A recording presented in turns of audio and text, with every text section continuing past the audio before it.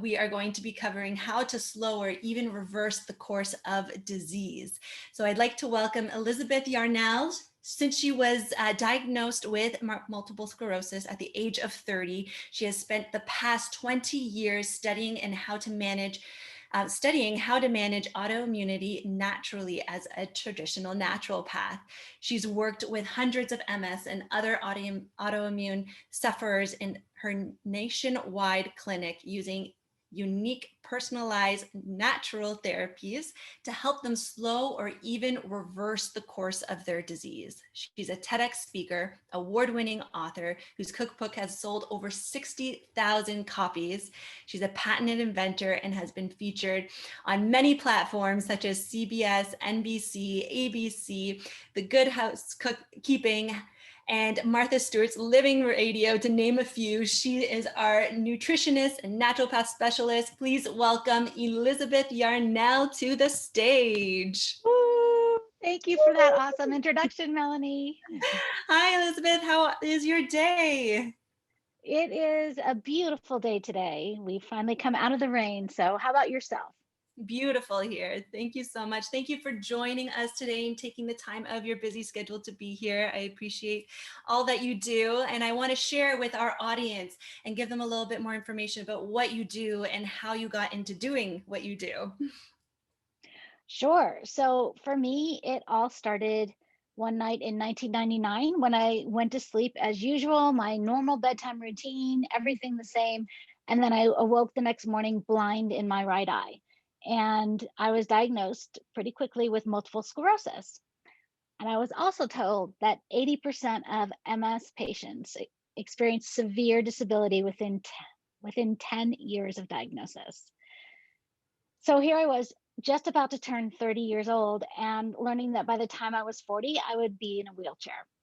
And that really became my internal motivating force for doing something to change this prognosis, doing something different. Even though my doctors told me really there was nothing that I could do personally, I could take one of these 3 injectable drugs that all had toxic side effects and very, very low efficacy rates, like 20% likelihood it might slow down the course of the disease. None of them were a cure by any means. And that it didn't matter. I should just kind of go home and sit on the couch and relax and wait to lose all of my abilities. And I thought, that's not the way I want to live. There's got to be something that I could do to make my life, my future better. And it was actually my then fiance, now my husband of more than 20 years, who suggested that maybe it might have something to do with my diet. And I thought, well, for the entire decade of my 20s, I lived alone, and the only staple foods I kept in my apartment were Crystal Light, Diet Coke, and gummy bears.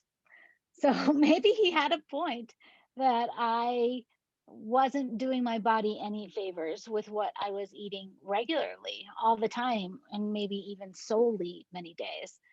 So that's when I thought, okay, well, I don't know what a healthy diet looks like, and I don't know how to cook. So I started taking cooking classes and watching the Food Network and um, learning from like the ADA and the Mayo Clinic and other respectable sources.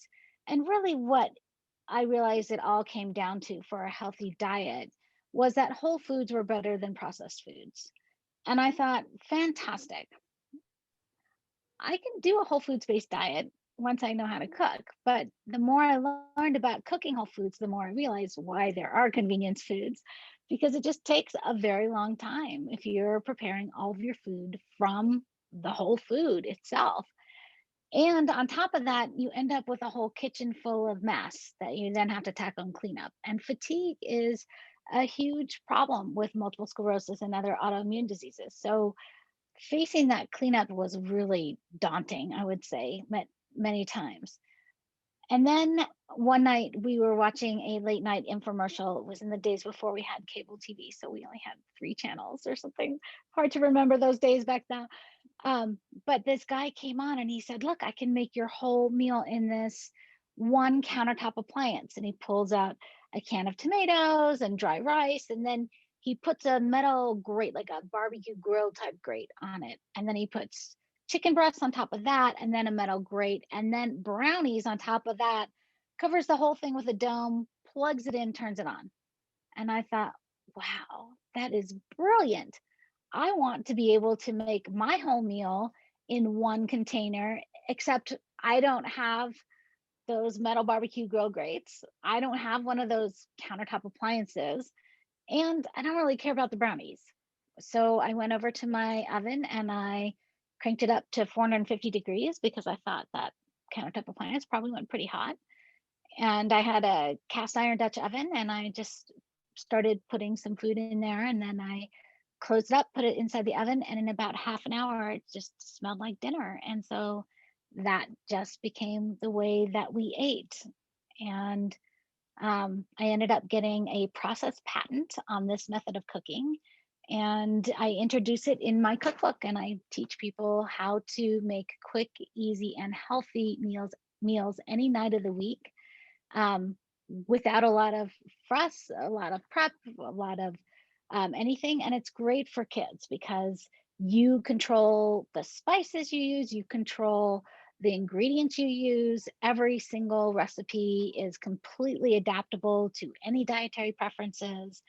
And even the best part is that when you pull the food out of the pot, it looks like you use 4 or 5 different pots and pans.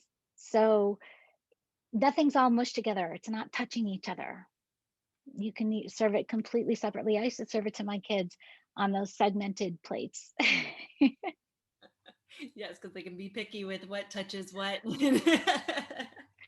So as I was going through this, I was learning more and more about natural health and um, different philosophies and techniques and modalities for keeping myself healthy. And I started to experience fewer and fewer multiple sclerosis symptoms. And now my last major exacerbation was in 2002. So a very long time ago. And I've continued my studies to get a doctorate in naturopathy, and also become board certified in naturopathy. This is not naturopathic medicine. I just want to be clear. There's nothing pharmaceutical or surgical about what I'm talking about. I'm talking about all kinds of modalities and techniques that are outside of pharmaceuticals or surgeries. So that's what I do now. I've really refined my techniques and my methods for helping people with diseases of unknown origin that nobody can figure out. So as long as there's inflammation at the foundation of what's going on in the body, then these therapeutic therapies that I work with can really help because it just addresses the inflammation. And when we talk about kids, really a big part of my journey here was when I started having kids. My son had so many issues. He had this terrible chronic constipation, would go sometimes 10 days between bowel movements. And on top of that, he was vomiting pretty much every day. And um, when he was 6 years old, finally, it kind of came to a head. So we took him to pediatric GI specialists. We had his abdominal cavity x-rayed. We got his DNA mapped out, but nobody could tell us what was going on with him. And finally, I took him to another naturopath, and she said, well, this sounds like food sensitivities. And it was amazing. Once we got him tested and changed his diet, he had fallen off the height and weight charts at this point. And once we changed his diet, he grew in 2 months. He grew 2 inches, gained 15 pounds. I mean, it was just like shot up now that his body was finally able to absorb and assimilate his food. So I have developed a very unique protocol for working with people who have chronic issues, whether it's constipation, whether it's migraines, asthma, arthritis, um, uh, any autoimmune disease, of course, multiple sclerosis included, to remove the inflammation from their bodies. And they experience really a very similar trajectory to what I saw with my son, not in the gaining weight. If they're overweight, they lose weight. If they're underweight, they gain weight to get to their body's equilibrium. But in terms of healing, it just happens so quickly. It's amazing. Wow. Wow. That's amazing. And we don't really realize what we're putting in our body, what we're feeding ourselves. It's all connected from, we had another doctor earlier that said, talked about the vagus system and how our gut and our brain, it's all connected, and we have to take care of ourselves and what we're eating as well. Now, what do you find has been the greatest, some great challenges and your strategies to go against them? So if we're talking about kids, it's a great opportunity to work with kids because you still have a lot of control over what they eat. Once people get older as adults or teenagers, they find ways to find other things if they want to eat them. But so my fundamental strategies, it's a three-pronged approach.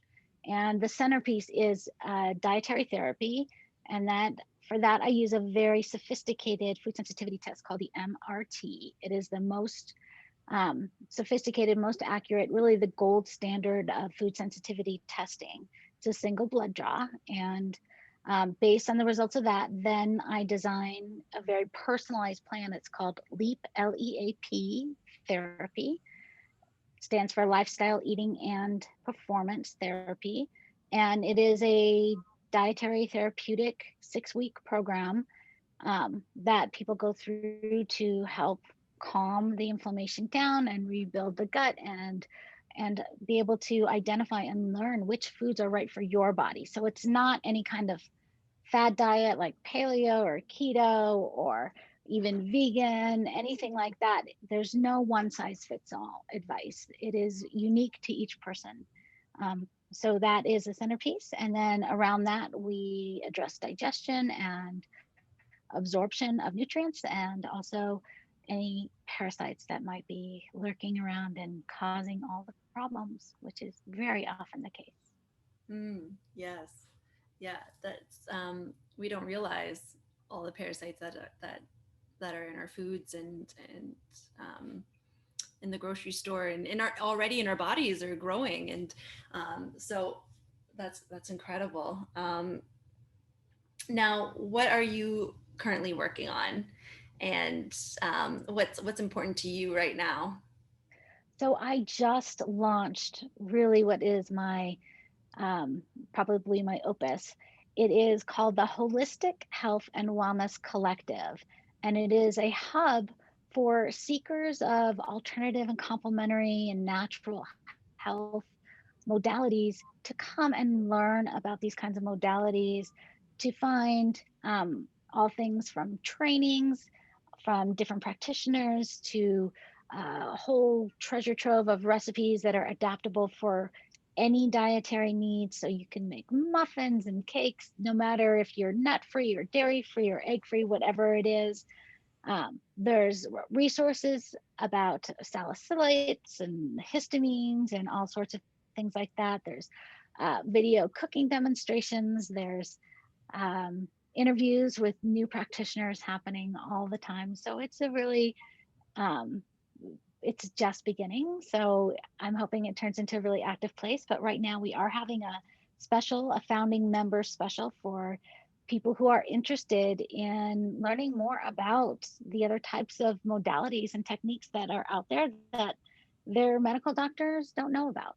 And medical doctors absolutely have their place in your life, but there's all sorts of a whole realm, a whole world really of ways to heal that they're not trained on. Hmm. Amazing. That's incredible that you're doing that. Thank you. Amazing. And I see in our chats, I test with Elizabeth method. I love that it's all done within 43 minutes. The smell of the kitchen is fabulous. Yes, I 100% agree. I think I use every pot or pan when I'm cooking. The load and the washing it really puts you off of cooking, and being able to teach our kids how easy it is to eat healthy. And just using that word healthy, they're like, oh, I don't want to use that. Oh, it's going to take time. And so that's incredible that you're giving these options for parents to teach their children that too. That's so important. It's funny because I made all of my own baby food out of my Glorious One Pot meals. And I had a little, seriously, like a $10 plastic baby food grinder from Target. And I would just pull out, oh, here's the carrot. And I would just grind up the carrot, and that was the baby food. And so my kids really experienced a lot of different flavors and textures early on. And now they're teenagers and they're just amazing foodies. They love to try things and experiment things with different flavors and tastes, and they're super adventurous. Amazing. That's so great. That's such a great tool to learn so young in life as well. We have a question. Please ask Elizabeth to elaborate on histamines. So histamines are the most famous of a group of chemicals really that our blood cells release, our white blood cells specifically, our immune cells release upon exposure to what they deem to be a threat. So the job of the white blood cell is to protect the body, just to be the immune system, protect the body against foreign invaders. And so there's a subset of white blood cells called T cells, and they really watch out for, well, what is something that is coming into the body a foreign invader. And they do a great job when it is a bacteria or a virus that is coming into the body. They marshal their defenses, which includes releasing mediators, of which histamine is the most famous, but not the only one. There's cytokines, there's chemokines, there's all sorts of mediators. In fact, I think there's at least 80 different mediators that we've identified that the bloodstream can release. But regardless of what they're called, they all have the same function, which is to initiate the inflammatory process in the body. So we know, like, if we have, say, a bee sting or a poison ivy encounter, and we have swelling from that, and we take an antihistamine like Benadryl, then we can usually get some relief from the pain that's being caused by that swelling or itching. That's an antihistamine. There are so many other mediators. In fact, I was just speaking with a client yesterday who had been, before she came to see me, had been following a low histamine diet, trying to figure out if that was what was causing all of her skin issues and other issues that she was having. And what we found as we went through this was she was on the right track. Yes, she was having allergic reactions or hypersensitivity reactions to things, but it wasn't necessarily histamine. Could have been one of the other mediators. We don't distinguish. It doesn't matter because they all, but just by following a low histamine diet wasn't helping her resolve her issues. Mm-hmm. Let me know if that was clear or if you want more. Yeah. No, But I also have to say, Georgetta, I am so excited that you love your glorious one pot meals and that you're here with us today. Very cool. I do you know, now that it's becoming summer and becoming warmer, do you know how to cook your glorious one pot meals outside in your cast iron Dutch, in your toaster oven, or on your grill? You can totally do either one of those. There's Georgetta. Yeah, so you don't have to just because it's warm outside, you don't have to abandon glorious one pot meals. You can absolutely cook them on a barbecue grill, or you can cook them. What I do is I have a toaster oven. I went to well, let me just tell you, first of all, the first time I got it is I went to Bed Bath and Beyond, and I took my 2-quart cast iron Dutch oven with me, and I went, will it fit in this one? Will it fit in this one? Will it fit in this one? Until I found one that it fit in. And I had that toaster oven for a very long time, but I just fell in love with a new toaster oven, and it's by Drew Barrymore. Have you seen them? They're at Walmart. Drew Barrymore just released a line of appliances, and I got a sage green. I love it.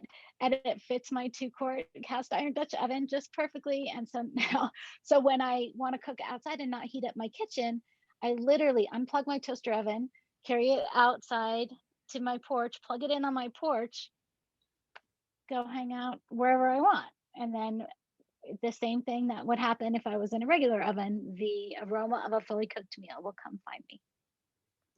wow. That's amazing. I know.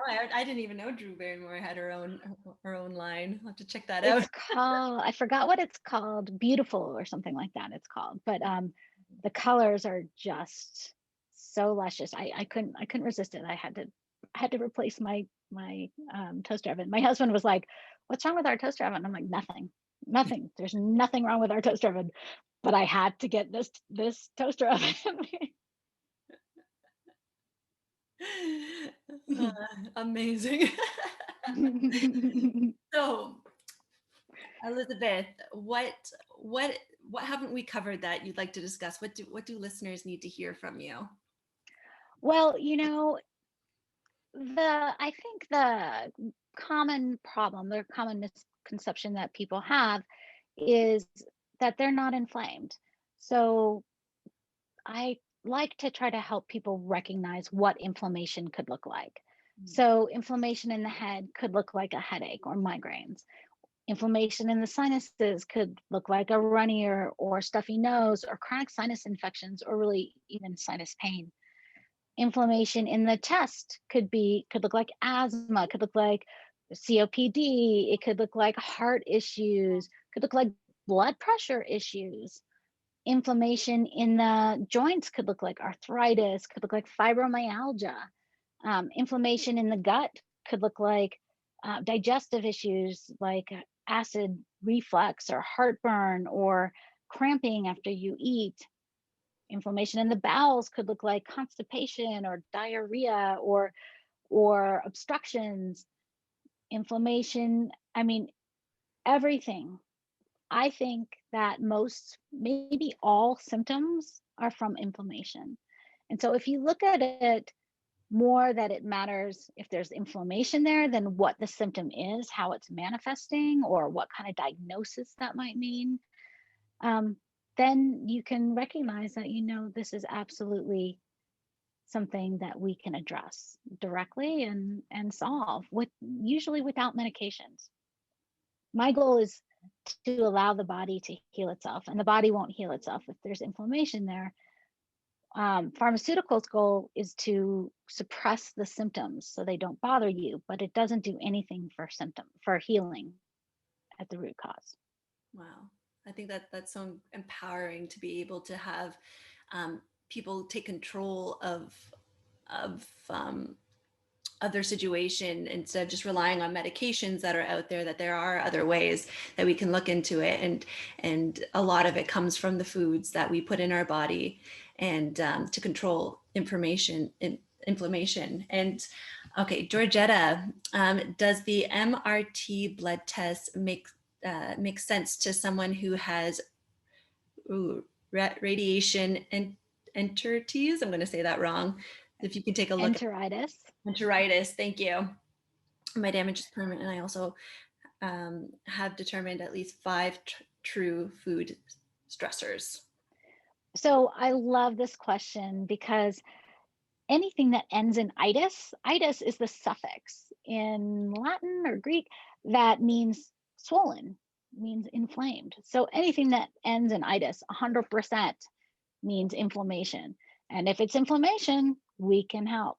So I never tell people, well, we're going to reverse or walk back damage that has happened. But if there's continual inflammation that is making things harder and more painful and inhibiting healing, and we remove that inflammation, you're going to feel better all the time. 100% of the time, it is guaranteed that you will start to feel better. So sometimes people come back to me. It's a 4-month program that I run, and they come to me at the end. They might have a couple of small things left that once we deal with the big things, we start to address the small things. But they can recognize very clearly. And I had another client this week who was like, yeah, 4 months to the day, she says, I could really feel that I have made a complete circle in how I feel in my health. And she said, when you told me 4 months, I didn't believe you because I've been suffering for 30 years. Wow. Wow. That's so incredibly powerful, to have those results. Um, and and when people have tried everything that they could, and they can't get the results that they're looking for, um, and we don't realize how many causes that inflammation can have on our body, and we surpass we don't even look at inflammation for a lot of it. Well, it's a word that we isn't talked about that much. I'm been watching it, trying to raise more awareness for now 15 years about inflammation. And when I first started saying inflammation, people would look at me blankly and they'd say, "Well, I'm not swollen." Well, actually, you probably are, but you're so used to it that you Mhm. don't see it. And if you were to go through an anti-inflammatory program, you would deflate, really is the best word for it. You just kind of, the poofiness goes, whoo, and everything settles down. And it's a, it's an amazing process because you feel just so energetic and you sleep better. And I hate to make like wild promises. So pretty much whatever you think would feel better if it wasn't inflamed is what happens. Wow, that's incredible. Now, we have another question. Does the MRT also make sense for severe gluten and dairy allergies? My child has been tested allergic to these foods since 6 months. So the MRT does not look for type 1 hypersensitivity reactions, which is what food allergies are that cause anaphylaxis. However, I have never met a person or tested a person who has a type 1 hypersensitivity anaphylaxis reaction to something who doesn't have a slew of other kind of lesser reactions, not deadly reactions, but still inflammatory reactions to so many different things. And then once we go through this process and the dietary therapy, their whole system becomes much more tolerant in general, stronger, better able to do things. I know when I took my son through this, we first tested him when he was 6, and at that time he was sensitive to 40 foods and chemicals. And then I tested him again when he was 12, no, 14, and he was only sensitive to about 12 items. So some of them were the same as before, and some of them were not. He had become so much less reactive in general, much more able to recover when something happened much more quickly, when he was accidentally exposed to something. And now he's 18, and I he has told me that as soon as he gets to college, he's only eating junk food and he's never eating anything organic again in his life. So, but he's at a point now where he knows that when he gets a migraine, we track it back, we do the detective work, we can always find the culprit. So he knows that he shouldn't eat all of these things, and sometimes he pays the price. But I consider it experiential learning, and he's a young adult and he can make his own choices now. But I figure he'll come back to the fold maybe in his late 20s.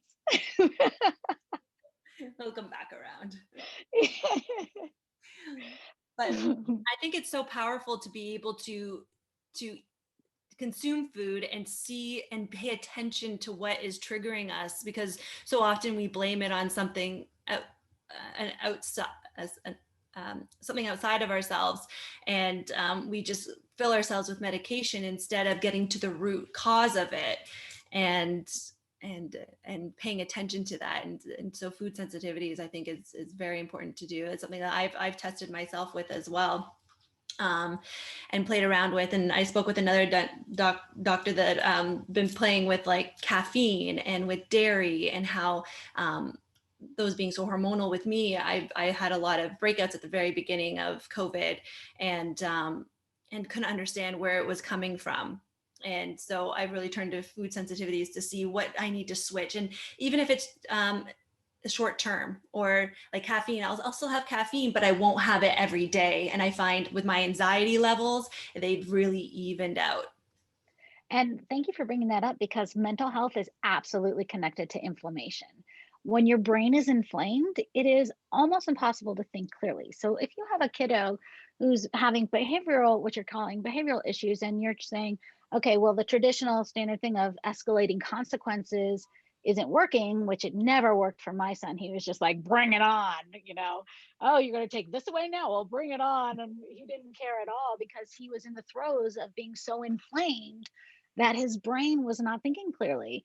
And I could watch him have a hypersensitivity reaction.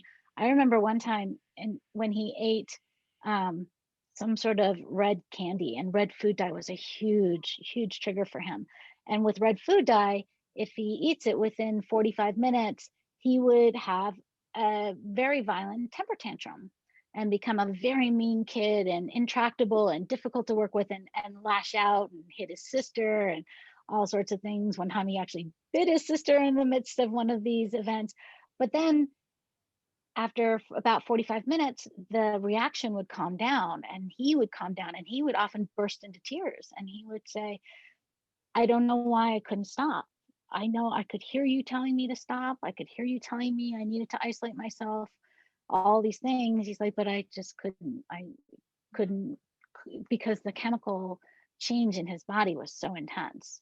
So it really is, it's all a chemical reaction. And in your brain, when it's inflamed, that's, you can become moody. I mean, we know PMS, right? That's when you burst into tears for no reason, when you become hypersensitive and misinterpret what people are saying to you or about you or whatever. And all of these things that happen to us when we're inflamed and we're not thinking rationally.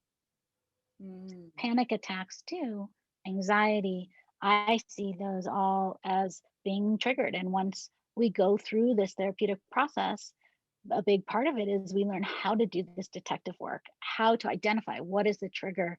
Not only what is the trigger, how much does it take to trigger you? So for you, Melanie, it sounds like if you do everyday caffeine, that will be your trigger. But if you space it out a little more, because absolutely these things are dose dependent. For my son, um, if we were lucky, within the first half hour of him eating that red food dye, he would vomit it up. And then we would avoid the later reaction with his behavioral train issues. I had another client who, I think the little girl was 4 when we started working together. And her parents were just like, she just bursts into tears and melts down, and we don't know why. And she's so tired. She just lies on the couch. She doesn't want to do any activities. And once we changed her diet, we realized, well, the reason she bursts out, breaks down completely, melts down into a temper tantrum and tears after birthday parties is because chocolate and sugar were very highly reactive for her. So she would go to a party, she would have cake and wheat too, and then her body would just become so inflamed that she was so little she couldn't control anything. So once we changed her diet, it was amazing. She's now a star soccer player. I mean, Wow. she just like burst out of her shell. It was incredible. Wow. That's amazing. And now I know, like for parents, um, training their children and working with their children, like it's so easy for, they're always going to want sugar. They're always going to want junk, right? And it's being able to give them what they need instead of what they want. And they're always going to, I've heard a lot of parents, well, they want a treat. They want a treat. So we give them a treat, but at the same, what is that doing long term for them and inside? And Well, I'm of a belief. I am a softie. I'm going to admit that into every life treats should come, because life is short and we should not live a life feeling like we are deprived. The question is, what treats are you giving? So you can find treats that are made from more wholesome ingredients. And cane sugar is not bad for everyone. And when people talk about the amount of sugar kids get, they're mm, not necessarily talking about cane sugar. They're talking about high fructose corn syrup. They're talking about aspartame. They're talking about sorbitol. They're talking about all of these sugar substitutes, which are, I believe, absolutely evil. And if you have an option and you want to give your kid a treat, absolutely something made with cane sugar is way better than something made with aspartame. All those things that say sugar free or light, those, I think those things are all evil and a big part of the growing problems of chronic issues in our world. So I do believe in treats, like that. and um, that I'm the kind of person who believes in motivating with happiness and joy, as opposed to punishment and fear. So treats are a big part of my life, and a big part of the dietary therapy that I do has to do with, well, how do we find these items that we could make? Oh, my kid really loves donuts. Okay, well, your kid can't have donuts because of everything that's in donuts, and they have to be wheat free or whatever it is. But I'm going to give you a donut recipe that's made from the things that your kids can eat. And this is what's inside the Holistic Health and Wellness Collective, too, are all these recipes. So you can recreate the foods that you crave and that you love, and that you can, there's tons of muffins and cake recipes and cookies. And even if you're gluten free and dairy free and egg free and nut free or whatever, you can, there's always yummy things that you can make and feel like life is worth living because why should we deprive ourselves? I remember one time I heard an interview with Jane Fonda, and the interviewer said, "Oh, you're 70 years old now. How do you still look so great?" And she says, "Well, I never have dessert." And I felt like, Huh. that is so sad. I don't want to live a life where I never have dessert. I can't have pretty much any dessert that's on like a mainstream menu because there's like nothing. I was just out to dinner the other night with my family, and there's no dessert there that I could possibly eat. But I can absolutely come home and create a fantastic dessert for myself out of foods that are safe for me and won't cause me to become more inflamed. Mm, yes, there's so many options out there and so many substitutes. And I'm a firm believer that healthy food is enjoyable and delicious, and there's ways to make it. And fantastic. Elizabeth, we're coming to an end of your time, and I want to thank you so much. This was so knowledgeable. Thank you for sharing all your expertise. And you have a free gift for our audience today. Would you like to explain a little bit more to them? I do have a free gift. So I have the oh, and now I'm blanking on the first word of it. It's the most incredible um, list for stocking your freezer and pantry to make it easy to whip together healthy, delicious, and nutritious meals any night of the week. So if you want to grab that ultimate, that's the word I was looking for, the ultimate list for stocking your freezer and pantry. And that is at bit.ly, bit.ly/EY pantry, PANTRY. So bit.ly/EY